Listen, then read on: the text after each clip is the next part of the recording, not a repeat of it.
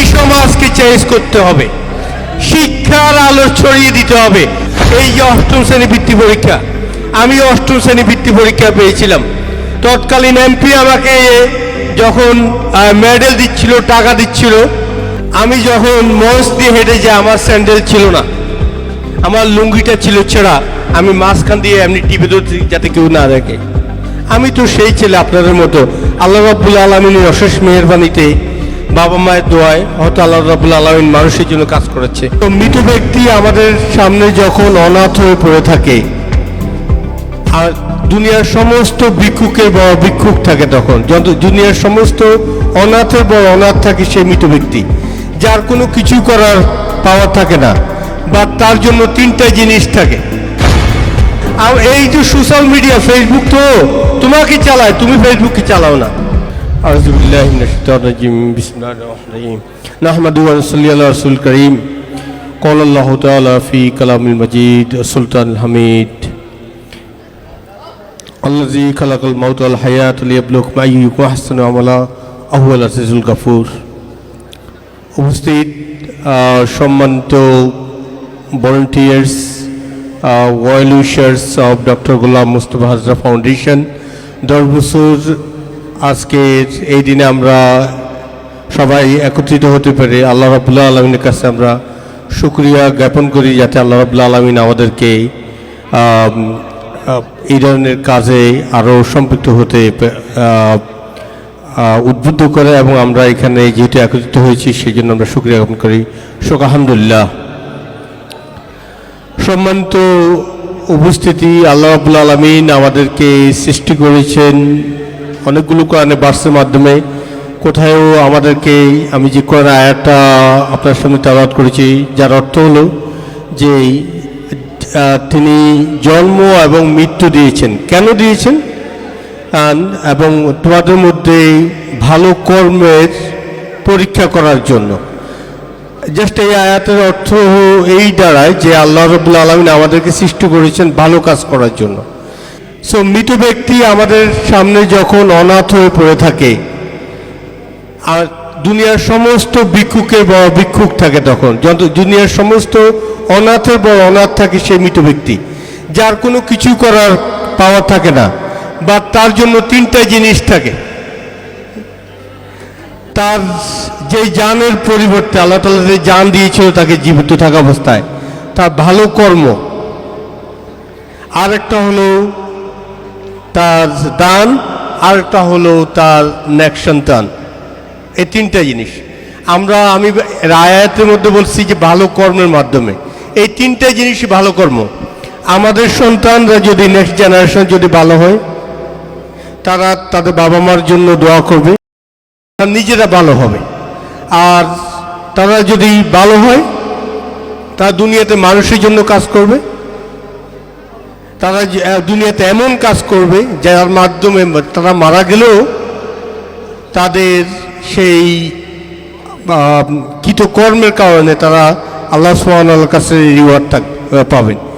এরপর হলো তারা দুনিয়াতে যদি কোনো সম্পদের মাধ্যমে তারা মসজিদ, মাদ্রাসা, ফাউন্ডেশন, চ্যারিটি এই ধরনের কাজগুলোতে তারা এঙ্গেজ থাকে, তারা ভালো। তো আমরা ভালো হওয়ার জন্য দেখেন, আল্লাহ রাব্বুল আলামিন আমাদেরকে সৃষ্টি করার পরে আমাদেরকে আখলাকুল মাখলুকাত করেছেন।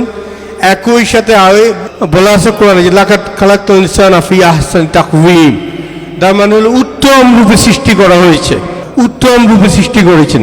উত্তম রূপের আমি ক্লাসিফিকেশন যখন পড়ি তখন দেখি উত্তম রূপের, আমি তো পুরো আমাদের বডির পুরো বক্তৃতা আপনাকে এক্সপ্রেশন দিব না, আমাদের ব্রেনটার একটু উত্তম রূপটা কি আমি আপনাদেরকে বলি।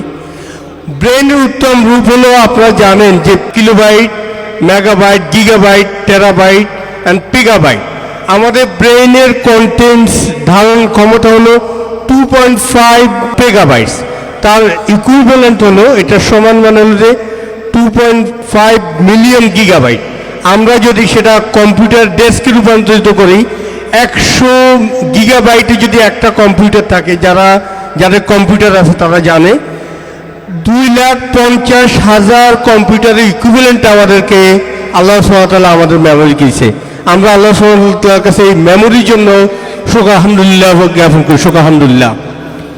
এরপরে আমাদের মেমোরির আরও কিছু জিনিস আছে। আমাদের এই যে সেন্ট্রাল সিস্টেম স্কল নিউরন, যে ডাটা ট্রান্সফার করে পুরো বডিতে, 64 billion neurons in our body. Each neuron, প্রত্যেকটা নিউরন 1000টা নেটওয়ার্ক করতে পারে। আপনার এখানে মশায় কামড় দিচ্ছে, আপনার উইথিন এ সেকেন্ড আপনি মশাকে মেরে ফেলতেছেন। কত স্পিডে আমাদের এই মেমোরি নিউরন কাজ করে। তারপরে আবার যদি মেমোরি ক্লাসিফিকেশনে যাই, মেমোরি কিভাবে কাজ করে সেটা ক্লাসিফাই হলো 3ভাবে মেমোরি কাজ করে। একটা হলো শর্ট টার্ম মেমোরি, একটা হলো ওয়ার্কেবল মেমোরি, একটা হলো লং টার্ম মেমোরি।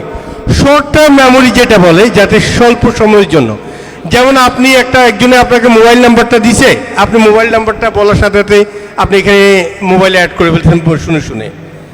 আরেকটা জিনিস হলো যে ওয়ার্কেবল মেমোরি, আপনি দোকানে কাজ করতেছেন, কাস্টমার আসতেছে যাচ্ছে, সার্ভ করতেছেন, এটা হলো ওয়ার্কেবল, এর বাইরে কিছু থাকে না আপনার। বাট লং টার্ম মেমোরি যেটা, সেটা হলো আপনার ব্রেনের মধ্যে স্টোরেজ থাকে। আপনার ব্রেনের থেকে আপনি ডাটা ইনফরমেশন নিতে পারেন, আপনার বাবার নাম কি, আপনার মায়ের নাম কি, আপনার দাদার নাম কি ছিল, আপনার আত্মীয় স্বজন কে কোথায় আছে, এই জিনিসগুলো হলো ওয়ার্কেবল মেমোরি। এরপরে যদি আমি আরও ফার্দার যাই, যে এভাবে ব্রেনের স্টোরেজ রিকনসাইল বলে ইংলিশে, প্রতিদিন ডাটা স্টোর করতে থাকে। তো আমি যেটা বলতেছিলাম যে আল্লাহ তাআলা আমাদেরকে এত উত্তম রূপে একটা ব্রেন দিয়েছে, আমি বাকি জিনিসগুলো বলি না, আরও কিছু অ্যাড করে, একটু ব্রেন যদি আনস্টেবল আমরা দাঁড়াতে পারি না, একটু আনস্টেবল হলে হাই প্রেশার, লো প্রেশার হয়ে যায়, হার্ট অ্যাটাক হয়ে যাচ্ছে, এরকম ঘটনাগুলো। এত উত্তম রূপে সৃষ্টি করার পরে আল্লাহ রাব্বুল আলামিন আমাদেরকে উত্তম কাজ করার জন্য পৃথিবীতে সৃষ্টি করেছেন, যে উত্তম কর্মের মাধ্যমে আমরা দুনিয়াতে আমরা মানুষের উপকার করব এবং আখিরাতে আমাদের মানুষের কাজের জন্য আমরা রিওয়ার্ড পেতে থাকব। এখন আমি যদি আমাদের সমাজের অবস্থাকে এই প্রেক্ষাপটে দেখি, আমি আজকে বৃত্তি পরীক্ষা, মোস্তাফা ফাউন্ডেশনের বৃত্তি পরীক্ষা গিয়েছিলাম, সেখানে আমি দেখলাম যে 80% আমাদের স্টুডেন্টগুলো হলো মেয়ে। মেয়ে শিক্ষার ক্ষেত্রে আমার কোনো দৈন্যতা নেই, আমি এনকারেজ করি, কারণ নেপোলিয়ন বেনিফিটসে একটা কথা আছে, give me literate mother, I will give you literate nation. একজন শিক্ষিত মা মানে হলো একজন শিক্ষিত জাতি। তুমি আমাকে একজন শিক্ষিত মা দাও, আমি তোমাকে একজন শিক্ষিত জাতি দিব, এটা ছিল তার কথা। কিন্তু প্রেক্ষাপট হলো আমাদের ছেলেরা, তোমরা আজকে এখানে যারা ভলেন্টিয়ার্স, প্রত্যেকে ইয়াং পপুলেশন। এই দেশ, এই গ্রাম, এই বাড়ি, এই থানা, এই এলাকা তোমাদের কাছে অনেক কিছু চায়।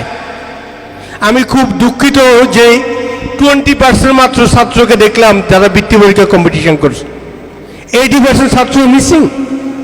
কোথায় গেছে আমার সেই সোনার ছেলেরা যারা 24-এর মতো ফিউচারের জন্য রেডি হবে আগামীবার? কোথায়? আমরা কি করি? আমাদের সময়টা কিভাবে অপচয় হচ্ছে? আমরা কিভাবে সোশ্যাল মিডিয়ার মধ্যে আমাদের সময়টাকে অপচয় করি? আমরা কি চিন্তা করি? আমাদের মিনিট, আজকে আমি 46-47 ইয়ার্স ওল্ড, তোমরা আজকে এখানে যারা ভলেন্টিয়ার্স, মেজরিটি অফ দ্যাম, তোমাদের বয়স 20, 25, 22। আমি তোমাদের জায়গায় যেতে পারবো না, বা তোমরা আমার কাছে আসতেছো, আমার এইজের কাছে। আমি মৃত্যুর দিকে দৌড়াচ্ছি, তোমরা আমার পিছনে মৃত্যুর দিকে দৌড়াচ্ছ। তোমরা কি রিয়েলাইজ করো এটাই কি তোমাদের এই পৃথিবীতে দেওয়া? তোমরা কি রিয়েলাইজ করতে পারো না? আজকে মোস্তফা ফাউন্ডেশন যেই কাজকর্ম করতেছে, আমরা তোমাদের মতো একটা ছেলে ছিলাম, সিম্পলি তোমাদের মতো। আমার এখনো মনে পড়ে, আমি আমার ফ্রেন্ডকে শেয়ার করতেছিলাম, এই যে 8ম শ্রেণী বৃত্তি পরীক্ষা, আমি 8ম শ্রেণী বৃত্তি পরীক্ষা পেয়েছিলাম। তৎকালীন এমপি আমাকে যখন মেডেল দিচ্ছিল, টাকা দিচ্ছিল, আমি যখন মঞ্চ দিয়ে হেঁটে যাই, আমার স্যান্ডেল ছিল না, আমার লুঙ্গিটা ছিল ছেঁড়া, আমি মাঝখান দিয়ে এমনি টিপে ধরছি যাতে কেউ না দেখে। আমি তো সেই ছেলে আপনাদের মতো। আল্লাহ রাব্বুল আলামিনের অশেষ মেহেরবানিতে, বাবা মায়ের দোয়ায় হয়তো আল্লাহ রাব্বুল আলামিন মানুষের জন্য কাজ করেছে। সো আমাকে কি তোমরা ভাইরা ফলো করতে পারো না? তোমাদের তো একজন মেন্টর দরকার, তোমরা তোমাদের জীবনকে আগিয়ে নেওয়ার জন্য। সায়েন্টিস্টের ভাষায় দেয়ার 3 ক্যাটাগরিজ অফ দি পিপল। মানুষের মধ্যে 3 ক্যাটাগরি আছে। একটা মানুষ মনে করে আমাকে দিয়ে কিছুই হবে না, যাই অপশন আসে আমাকে দিয়ে হবে না। আরেকটা হলো যে হলো হলো, না হলে নাই, পরীক্ষা পাশ করলে করলাম, না করলে বিদেশ চলে যাব। আরেকটা ক্যাটাগরি আছে যে হ্যাঁ আই ক্যান ডু ইট। আমাদের আই ক্যান ডু ইট, আমাদের স্বপ্নকে বড় করতে হবে। আমি তোমাদেরকে যেটা বলবো, তোমাদের মেন্টালিটি চেঞ্জ করতে হবে যে হ্যাঁ আমরা সবাই আই ক্যান ডু ইট, আমি করতে পারবো। মানুষ তো কখনো চাঁদে যায় নাই এর আগে। মানুষ চাঁদে যাওয়ার ইচ্ছা করেছিল, তারপরে মানুষ চাঁদে যায়।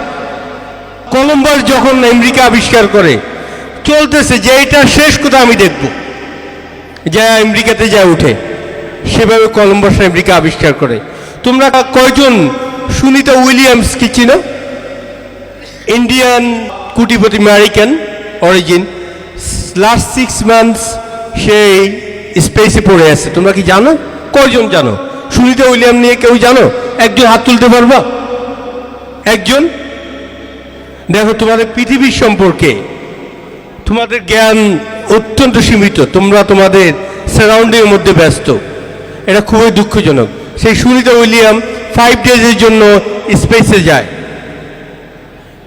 তারপরে তাদের যে স্পেস যেই ক্রাফট আছে সেটা নষ্ট হয়ে যায়, সে বের হতে পারে নাই। আজকে 5 মান্থ সে ওখানে। এখন স্পেস এক্স এবং নাসা মিলে নতুন নভোযান তৈরি করতেছে, যেটা ফেব্রুয়ারিতে গিয়ে তাকে স্পেস থেকে নিয়ে আসবে। আর যারা স্পেসে যায় তারা মেডিসিন খেয়ে থাকে। একটা মেডিসিন খেলে 1 মাস 2 মাস এরকম চলে যায়। হ্যাঁ, খাবার খেতে হয় না, খাবারের কোনো সমস্যা নেই। যাই হোক, আমি এই জন্য বললাম যে মানুষ কোথায় দৌড়তেছে আর আমরা কোথায় দৌড়তেছি। আর এই যে সোশ্যাল মিডিয়া, ফেসবুক তো তোমাকে চালায়, তুমি ফেসবুককে চালাও না। একটা রিল খুলে দাও, এই রিলিভেন্ট আরো রিল আসতে থাকে। তোমরা কি এই জিনিসগুলো চিন্তা করো? এই যে ফেসবুক তোমার লাইফটা শেষ করে দিচ্ছে। আমার ইমেল আইডি হলো Murtuza2003। তার মানে 2003 সালে আমি আমার প্রথম ইন্টারনেট ইউজ করি, 2003 সালে। আর সে 2003 সাল কখন ছিল? আমি যখন ঢাকা বিশ্ববিদ্যালয়ের 3rd ইয়ার, আমার 2 বন্ধু এখানে আছে আজকে প্রতিষ্ঠিত। 3rd ইয়ারে আমি তখন আমি প্রথম ইন্টারনেট ইউজ করি। আজকে তোমরা ইন্টারনেট ইউজ করে কোন দিকে যাচ্ছ, আর আমি তখন ইন্টারনেট ইউজ করে কোন দিকে গিয়েছি? হ্যাঁ, আমি আমাকে খুব বড় করে উপস্থাপন করার জন্য কথাগুলো বলি না। আল্লাহ তাআলা আমার মাঝখানে কোনো জেলাসি বা এইরকম কোনো কিছু না দেখে এবং আমাকে হেফাজত করে, সেভ করুক, আমিন। আপনারা দোয়া করবেন। ডক্টর মোস্তফা আজরা ফাউন্ডেশনের জীবন্ত কিংবদন্তি, আমার মা জীবিত, আমার মায়ের জন্য হায়াত তৈয়বা যাতে আল্লাহ তাআলা ওনাকে দান করে, এই জন্য দোয়া করবেন। আমাদের পরিবারের সকল মেম্বারের জন্য দোয়া করবেন, যাতে আমরা আমাদের এই venture Mostafa Ezra foundation, it is a venture. হ্যাঁ, এটা একটা উদ্যোগ। এই উদ্যোগে সবাইকে স্বাগত, সবাইকে। আপনারা আসেন, আপনারা কাজ করেন। আপনি কোন জায়গায় কাজ করতে চান সমাজকে চেঞ্জ করার জন্য? লেটস টেক ইট, যে আমরা এখানে একটা প্রবলেম, আমরা এটা সর্ট আউট করে ফেলি লোকজন দিয়ে। এটাকে একটা সিম্বল হিসেবে ধরে নিয়ে কাজ আগে যায়, আমাদের সমাজ চেঞ্জ হয়ে যাবে। কেন বারবার আমাদের দেশকে কর্তৃত্ববাদী সরকাররা গ্রাস করে? কারণ আমরা তো ঠিক নেই, আমরা আমাদের অতীত ভুলে যাই। বারবার এই ঘটনাগুলো হচ্ছে কেন? আমরা মানুষত্ব লাভ করি না, আমরা অতীত ভুলে যাই, আমরা আমাদেরকে মানুষ হিসেবে তৈরি করি না। সমাজে সবাই যদি চেঞ্জ হয়ে যায়, আমরা সবাই যদি ভালো হয়ে যায়, কিভাবে এই খারাপ মানুষ আমাদেরকে শাসন করবে? কিভাবে? আমি পরিশেষে তোমাদেরকে বলি, the day coming, we are hoping the day coming, শিক্ষিতর সময় আসতেছে শিক্ষার মূল্যায়নের জন্য। আগে কি ছিল? আমি একজন সাবেক অধ্যাপক এর উদ্ধৃতি দিয়ে বলি, উনি ওনার ছাত্রকে জিজ্ঞেস করেছিল, তুমি বারবার জেলে যাচ্ছ আর আসতেছো, তুমি এটা করতেছো কেন? কয়, স্যার, ইট ইজ এ পাওয়ার। তো বললাম যে পাওয়ার মানে? বলছে আমার সাথে যে ছেলেটা ক্লাস রুল নম্বর 1, সে হবে, সে পাশ করবে, সে ডিগ্রি দিবে, সে বিসিএস পাশ করবে, আর আমি হব, একবারে জেলে যাব, আমি হব উপজেলা লেভেল নেতা, আরেকবার জেলে যাব, আমি হব জেলা পর্যায়ের নেতা, আরেকবার জেলে যাব, আমি হব এমপি, আরেকবার জেলে যাব, আমি হব মন্ত্রী, আমি তাকে শাসন করব, সে আমাকে শাসন করবে। তাহলে আমি কেন পড়বো স্যার? আমরা এই সমাজ আর চাই না, অনুগ্রহ করে আমরা এই সমাজ আর চাই না। এই সমাজকে চেঞ্জ করতে হবে, শিক্ষার আলো ছড়িয়ে দিতে হবে। আপনারা সবাই রাজি আছেন? শিক্ষার মাধ্যমে এই সমাজে পরিবর্তন হবে। আগামী দিনে শিক্ষিত লোকের পরিচয়ের মাধ্যমে সমাজে পরিচিত হবে ইনশাআল্লাহ। আপনাদেরকে সবাইকে এই মুস্তফা আজরা ফাউন্ডেশনের জন্য অন্তর থেকে কাজ করার জন্য আমি উদাত্ত আহ্বান করব, এবং অতীতে সমস্ত কাজ করার জন্য আমি আপনাদের কাছে খুবই কৃতজ্ঞ। ফাউন্ডেশন পক্ষ থেকে আগামী দিনে আপনাদের সাথে আবারও দেখা হবে, আবারও আমরা ভালো কাজের মাধ্যমে একে আরেকজনের সাথে যোগাযোগ করব, এক ভাই আরেক ভাইয়ের সাথে কাজ করব। আমরা আমাদের সবাইকে মিলে আমরা এই সমাজকে চেঞ্জ করব। আপনাদের সবার জন্য দোয়া রইল, আপনারা আমাদের জন্য দোয়া করবেন। আসসালামু আলাইকুম ওয়া রাহমাতুল্লাহি ওয়া বারাকাতুহু। ওয়া মা তাওফীক ইল্লা বিল্লাহ।